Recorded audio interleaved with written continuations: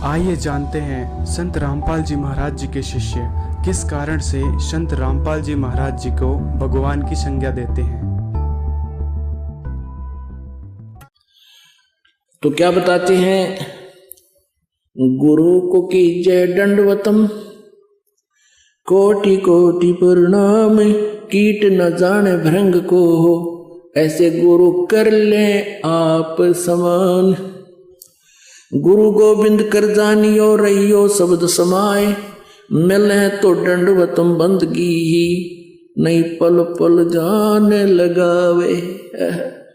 कहते हैं गुरु जी मिले जब दंडवत प्रणाम करे और चले जाओ तो पल पल याद रखे। कूता हूँ गुरुदेव का मोतिया मेरा नाम, गले प्रेम की जेवड़ी, जहाँ खेचो वहाँ जाऊं मैं। यानी इतनी लगन बने आपका, इतना मन फंस जा गुरु जी के चरणों में। जैसे परमात्मा कहते हैं, मानत ना मन मोरा साधो, मानत ना मन मोरा रे, बार बार मैं ये समझाऊं जग में जीवन थोड़ा रे। कहते शरण पड़े को गुरु संभाले, और जान का बालक भोला रे। जैसे एक छोटा सा बच्चा, एक छोटा सा बालक 5-7 महीने का, और वो टट्टी पेशाब करके बुरा हाल कर लेता है, और माँ आती है, उसको भोला बच्चा, उसको पता है इसका अनजान है, इसको पता नहीं, उसको उससे हेट नहीं करती, उसको नवाती है, स्नान कराती है, कपड़े स्वच्छ पहनाती है, फिर सीने से लगाकर दूध पिलाती है। कहते हैं आप जी इतने बालक हो जो आपने पाप कमा लिए, रिश्वत ले लेकर, मिलावट करके, चोरी जारी करके, सौ झूठ कपट करके आप आज इतने सने पड़े हो। जैसे वो छोटा सा बालक टट्टी पेशाब करके बुरा हाल कर ले, फिर रोए, फिर रोने लगता है वो। तो इसी प्रकार इतने पाप इकट्ठे कर लिए आपने, अब उनकी आपत्ति से आपके ऊपर आप रो रहे हो, कष्ट पा रहे हो। फिर क्या बताते हैं, शरण पड़े को गुरु संभाले, जाने का बालक भोला रे, कहे कबीर तुम चरण चित राखो, जो सुई में डोरा रे। कितना सटीक उदाहरण दिया परमात्मा ने कि तुम ठीक है पाप कर लिए, अनजानपने में बालक हो, परमात्मा को पता है इनके बस की बात नहीं, काल ये जुल्म करवा ही देता है। फिर परमात्मा को आप आज ऐसे ही लगते हो जैसा मां में बालक लगता है, गुरु जी को ऐसे ही लगते हो। आपके इस सत्संग रूपी सरोवर में आपका सब मल धोया जाता है, ज्ञान हटाया जाता है, और राम नाम का साबुन ला के आपका सब मैल नाश कर दिया जाता है। आप जी ने क्या करना है, कहते शरण पड़े को गुरु संभाले, जान के बालक बोला रे, कहे कबीर तुम तो चरण चित राखो, जो सुई में डोरा रे। उसी के लिए यहां कह रहे हैं, गुरु गोविंद कर जानिए रहिए शब्द समाए, मिले तो दंडवत बंदगी ही, नहीं पल पल ध्यान लगावे। गुरु को परमात्मा की तुल्य मानिए। अपनात्मा गुरु जी भगवान नहीं हो, क्योंकि परमात्मा स्वयं आए थे तो परमात्मा थे ही थे, और अब इस दास के ऊपर कृपा कर दी।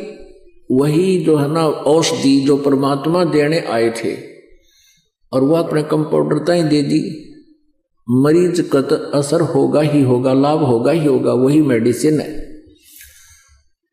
तो कहते हैं कि आप ये सोच के कि कंपाउंडर है, इसकी दवाई तक के असर होगा, तो 50% तो साइकोलॉजिकल इफेक्ट आपको स्वस्थ नहीं होने देगा। तो यहां आप जी ने के विषय में कह रहे हैं, इस दास के विषय में, कि गुरु मानुष कर जानते ते नर कहिए अंध, वो दुखी संसार में आ गई यम के फंद। अपनात्मा गुरु जी भले ही भगवान नहीं है, परंतु आपने भगवान सपोज करना पड़ेगा, तभी आपका ये समस्या हल होगी, आपका ये प्रश्न हल होगा मोक्ष वाला। जिस प्रकार गणित में एक ऋण का सवाल होता है, प्रश्न होता है, उसमें मानना पड़ता है, मान लीजिए मूलधन 100 रुपये, और फिर उससे दर निकल आती है, और फिर दर और वो मल्टीप्लाई करके मूलधन ऐसे प्राप्त होता है। वो 100 रुपये मूलधन नहीं होता, मूलधन तो लाखों करोड़ों अरबों में होता है, लेकिन उस लाखों करोड़ों अरबों वाले मूलधन को पाने के लिए सबसे पहले मानना पड़ेगा मूलधन 100 रुपये, तब वो प्रश्न हल होगा, ना हो को नहीं। इसी प्रकार परमात्मा कहते हैं, गुरु मानुष कर जानते ते नर कहिए अंध, वह दुखी संसार में आ गए यम के फंद। गुरु गोविंद कर जानिए, गुरु को भगवान मान कर जानिए और रहिए शब्द समाए, और जो उसने औषधि दी है, शब्द समाना माने जैसे शब्द सुरत अभ्यास क्या होता है। ये तो नकली जो पहले राधा स्वामी वाले धन धन सतगुरु वाले ये नरे कोरी झूठ बोल रहे हैं, इनको पता नहीं शब्द क्या होती है। ये तो न्यू के अंदर धुन सुन ले धुन, और वो धुन तो इस अंड और पिंड के पार है। शब्द सुरत अभ्यास का अर्थ है जो नाम आपको दिया गया उसका सिमरन करते समय उसके ऊपर आपका चित्त जरूर रहना चाहिए कि तू क्या नाम सिमरन कर रहा है। परमात्मा कहते हैं कि माला तो कर में फिरे और जीव्या फिरे मुख माही, और मनुआ तो कहीं और फिरे, ये कोई सिमरन नाही। सुरत नृत मन पवन को करो एकत्र यार, सुरत मन पवन को और ये शब्द को, जैसे आपको नाम दिया है, कोई सा मंत्र जाप आप करते हो, आपका जो सुरत और शब्द का जो समाना है, अभ्यास है, आप बोल के रहे हो, आप जो अंदर अंदर सिमरन कर रहे हो, श्वास का करते हो, वो श्वास का करते हो, आप कौन से मंत्र का जाप कर रहे हो, आपका उस पर चित्त रहे, वो शब्द के ऊपर आप समाये रहो। जो अंदर उस शब्द का आपने उच्चारण किया, उसकी आवाज को सुनो, उस पर ध्यान रहे के बोल रहा हूं, और वैसे करेंगे नो मंत्र फटाफट फटाफट मन को यूं, ये कोई सुमन नहीं है। जिस अक्षर को बोल रहे हो उस अक्षर के धुन पर, आवाज पर आपका ध्यान जरूर है के बोलूं हूं, तो वो सिमरन सफल है आपका। तो यहां क्या बताते हैं, गुरु गोविंद कर जानियो रहियो शब्द समाए, मिले तो दंडवत बंदगी नहीं पल पल ध्यान लगावे। गुरुदेव मिले तभी दंडवत प्रणाम करे, और आप इधर उधर हो जाते हो, घर जाते हो या अपने काम पर जाते हो, तो फिर मालिक गुरुदेव के एक एक किसी प्रकार से भी प्रभावित रहे, उनके किसी भी कारण से, और भूल ना पड़े। जो पुण्यात्मा है, बुद्धिमान है, उनके लिए तो इतना ही काफी है कि ये ज्ञान आज तक इस पृथ्वी पर कोई देने वाला नहीं था, और ये अनमोल वचन इस दास के माध्यम से आपको परमात्मा ने प्रकट कराए हैं। तो आपके लिए एक विशेष जो है श्रद्धा होनी चाहिए परमात्मा के आदेश अनुसार कि गुरु जी को भगवान के तुल्य माने। ये दास भगवान नहीं, लेकिन आदेश प्रभु का है। उससे क्या होगा कि जैसे आप जी परमात्मा के पास जाओगे, सबसे पहले वहां आपकी परीक्षा होगी। ये दास के रूप में परमात्मा त्रिकुटी पर मिलेगा आपने, और जैसी भावना आपकी यहां होगी, ऐसा ही अंतःकरण में वो ज्यों का त्यों स्वभाव मिलेगा। तो वहां आपकी परीक्षा होगी, और वहां भी आप जैसे आज इस दास के साथ व्यवहार कर रहे हो, तो वहां भी ऐसा ही करोगे, बट नेचुरल। और यदि आज इस दास के स्थान पर परमेश्वर होते और रहे वो 120 वर्ष रह के चले गए, 64 लाख से 181 में वो दानक कबीर रूप में परमात्मा रहे, ज्वाला रूप में, लेकिन हमने उनको भगवान ना माना। बहुत से हमारे काम भी ठीक हुए, मुर्दे जीवित करे परमात्मा ने, लेकिन हमने उस मालिक को भगवान नहीं माना। यदि हम उनको प्रभु मान लेते तो यह समस्या उस दिन हल हो जाती है। हमने उनको भगवान नहीं माना, जिस कारण से आज तक हम उलझ रहे हैं।